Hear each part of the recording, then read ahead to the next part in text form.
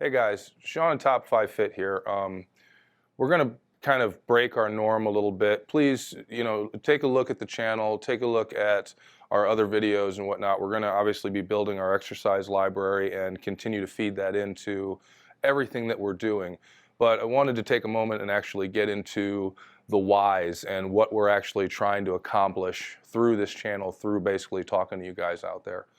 The one thing that I wanted to accomplish with getting any kind of this information gathered up in a format to where anybody could access, anybody could use and benefit from, so on and so forth, was just simple accessibility. There's a lot of things out there, a lot of different channels, a lot of different information that can get a little bit, I guess, it can bog you down and you're not quite sure where to go and it gets a little, hazy.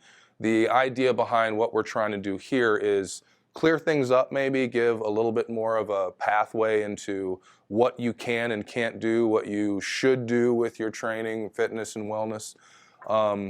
Another thing we want to do is give you a live example. I would like to use this channel as a means and measure of accountability.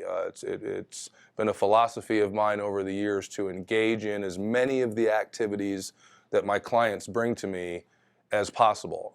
It's one thing to stand and pretty much tell people written information and expect them to apply it to their world. It's another thing to actually feel the difficulties, feel the issues that could come about from weeks to months to years worth of conditioning.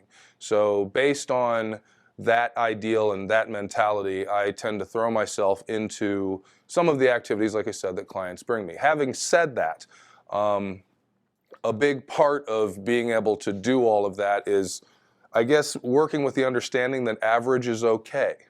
At 250 pounds, I'm not running a 6-minute mile, and that's fine.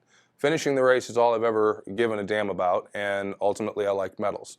So as we roll through what this training is all about, what I'm actually doing with myself, how it applies to the listeners out there, you guys, it's basically going to be a point to where you can reference, you can go back and say whether or not, okay, this guy's about this size, this guy's about this age, this guy's got this kind of activity level, or he's worked with somebody in any of those categories kind of thing. What can we really pull from these videos and this channel to apply to our own conditioning? Getting into what I'm actually going to be trying to accomplish over the next year being 2017, obviously. January 1st going to be coming, and then that's when we'll be, updating the daily video on what's going on body-wise, dimensions-wise, performance-wise, the whole nine. Trying to take on quite a bit. There's always the conundrum of losing body fat and gaining muscle. And there are so many protocols and so many different pathways to get to what you consider your ideal body. The approach that I'm actually going to be bringing to the table here is a very diverse background of activities that ultimately have ideals that are so far on different ends of the spectrum that trying to find somewhere in the middle, especially if people out there are going through the same thing, it's very difficult to do. So these are, again, just some things that I try to do to bring all of that background together into one performance, one lifestyle kind of thing. One, cheerleading, did that, tumbling, wrestling, football, getting into distance running. These are just a few of the things that, make up the background. But in terms of how one should train for each one of these sports, you're talking about very different ideals. Moving forward, like I said, into 2017, trying to maintain as much of what I like to call old man strength as possible.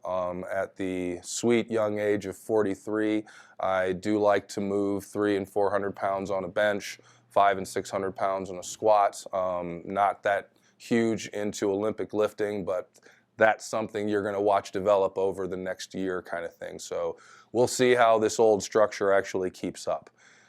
Second, want to obviously get a couple of endurance races under the belt. Done everything from basically a 7-mile leg of a relay team in a local marathon all the way up to an attempt at a 100-miler. I do say attempt because I didn't finish. One year I got to 52, second year I got to 62, and you can best believe that that haunts just a little bit. Total performance issues. Again, I was dealing with some endurance runners at the time and getting them through their races and trying to get past the hurdles that they would come upon in their own training, and take care of those gaps, fill those gaps, and make sure that they're successful. It doesn't always work out when I'm applying it to myself. So again, there's going to be so many different ways that you can actually apply to your own training so that you reach your goals, that at the end of the day, you need to be able to kind of see what works for you and what doesn't work for you. And it's okay to pull from all these different disciplines. That's, again, a big part of why we're doing this. So not saying we're going after a 100-miler, but ultimately what we're doing is trying to maintain a running schedule very similar to those out there that consider themselves runners. I've dealt with coaches, I've dealt with some pretty fast, pretty far runners kind of thing, and they have a tendency to talk in terms of 40 to 60 miles a week, and that's above average. That's the kind of, I guess, time and dedication you should be putting into it if you want to see 8-minute miles and below. That, of course, is including things like track work, drills, so on and so forth. I can tell you right now that I'm not doing all of that. I'm basically trying to maintain a 6-day-a-week running cycle. That's based in 1 day off. So Monday through Saturday, 3:30 in the morning, 4 o'clock in the morning, we're putting on the gear, it's cold, it's wintertime, we're going out and we're knocking down whatever distance the legs will allow. The reason behind this kind of upended approach, there's not a whole lot of strict documentation or protocol followed when it comes to what miles should be done. One, because most of the stuff I read does not apply to 250-pound athletes. It applies to 190-pound, 200-pound, solid males that have, good track backgrounds and below. And of course, 30 to 40-year-old women who basically beat the hell out of just about everybody I see running. That age group is so fast, and there's nothing you can do about it. They're fast. But bottom line is, these are the norms when I'm reading running times or any of the periodicals out there that kind of focus on running. These are some of the numbers that I'm picking up on, and in order for me to even touch on those numbers, I have to hold 6 days a week. Trying to, again, take into consideration that it's not the same body type, but I still want to finish the race. We allow for some looseness on the mileage as far as what gets done each day. And that's basically to control things like impact. There's a reason you don't see elephants constantly running across the plains. They're usually walking. Large bones, large muscles, you want to make sure you're not powdering them and damaging them. So ultimately, I kind of back off on what the expectations are each day as long as I get 6 days a week. So there's that. Supplement-wise, basically the the supplement load to support the nutrient load to support this training cycle. Right off the bat, protein shakes, of course, have been dabbling with a make-your-own website, TrueNutrition.com. There's a plug. Basically, it's design your own protein. I've been, dealing with the idea that whey could be creating inflammation and irritation and whatnot. And considering that overuse injuries can pop up in any endurance sport, we want to try to lessen the amount of inflammation and irritation in the body. So I've been pulling whey out of the protein regimen and plugging in the homemade blend from True Nutrition, which is a 20% if you're interested. Like I said, you can create your own blend. Mine personally is 20% hemp, 20% pea, 10% beef, and 10% egg white. The remaining, that's 60%, the remaining 40% is basically made up of their avocado oil, their avocado powdered oil, there's your essential fatty acid, as well as their sweet potato powder, there's your low glycemic carb, and then we add there's actual probiotics built into it as well to help with digestion of the protein and so on and so forth. Oh, and fiber, psyllium husk fiber, you can load that in as well. But that's the blend that we've kind of been going to. Side note, that's also the blend I've been using with my children. Not going to bring them up too much. This, try not to get off track, but ultimately I've got some younger children, and the traditional, oh God, Gerber and the other major companies out there that produce baby food kind of thing, when you flip it over, it's basically all sugar and candy, and that's kind of something that contributes to problems in this country. So that protein, I've been able to actually sub into bottles and feedings and whatnot, and the results are great. They're sleeping well, they're not getting sick, blah, blah, blah, but that's a whole, another segue. But bottom line is good protein, good idea to actually start developing your own protein kind of thing to carry you through, additional training, especially when intensity goes up.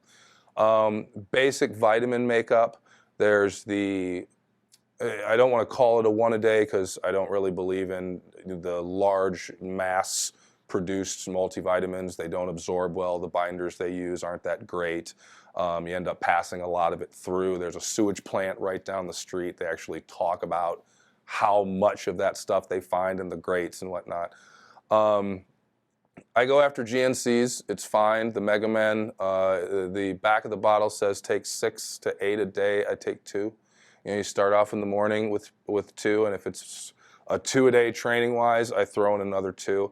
I do this mainly because I'm kind of bratty, and I don't like following the strict rule. I ultimately feel like the art has to stay there just a little bit. So if you don't allow yourself for any kind of any kind of room to play, you'll just basically be burning through multivitamins and supplements, and I like to pay attention to the dollar. I'm not going to do that either. On top of that, obviously a calcium load. I do this primarily because I get concerned of the amount of lactic acid and the pH shift in the body and the musculature and the bloodlines because of the endurance sport. It's just kind of simple math without doing ridiculous numbers and taking blood draws and that kind of stuff.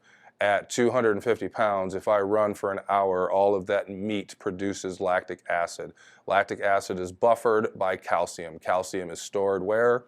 In the bones. I don't want my bones becoming porous and weak because of the sport of choice I'm engaging in. That's why the calcium goes into play. By the way, that's a calcium-magnesium blend because obviously magnesium helps with calcium absorption. So that's a part of it. Fish oil, essential fatty acid, really anything under that category is acceptable. Personally, as the year rolls through, on a quarterly basis, I change out my essential fatty acids. So there are fish oil for the first quarter, there is CLA for the second quarter, flaxseed for the third, and then maybe go after a krill oil or something like that. A guy I know does krill oil and it has good results. But I like to rotate through that category as opposed to staying with one thing all year long, because ultimately the results and returns that you can get back are they kind of diminish over time if you stick with the same thing. As far as enhancing type supplements, creatine, so on and so forth, don't get into that too much, mainly because the focus is endurance, and anything that will spike energy and then drop energy, that's not a good idea, especially if you're in the middle of the woods. And then finally, a ridiculous amount. We're talking 3,000 to 5,000 milligrams a day of vitamin C. I've read some research, and you're going to hear me say that a lot. I've read some research. Vitamin C is a super nutrient, super vitamin. It does a lot. Antioxidant, anti-inflammatory, can actually help balance out the pH of your body, your blood lines. There's just a lot of good benefits, and it's water soluble. It rinses clean, so why wouldn't you? So there's a lot of that goes in. The immune system boosting that's supposed to come along with it. That's a big deal, mainly because, once again, it's December. And if you're running early in the morning, you're talking about 20 degrees, 15 degrees, that kind of stuff. There's the idea of training for the event and getting to the event and then triumphing in the event.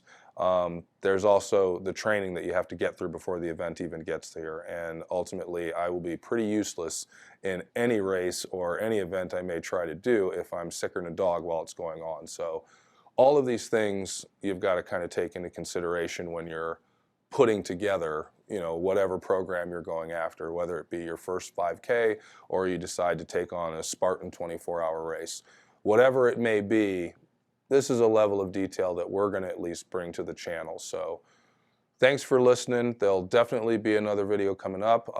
You can expect at least, and hold me to this, that's the whole point of doing this, is accountability, but you should expect at least something daily out of me as far as what's going on, what we're experiencing, what we're actually taking, the ups, the downs. There's going to be exhaustion. There's also going to be excitement. It's going to be a good year. Thanks for listening. Again, any questions or comments, feel free to throw them in the box below, and don't forget to hit the subscribe button. Thanks a lot.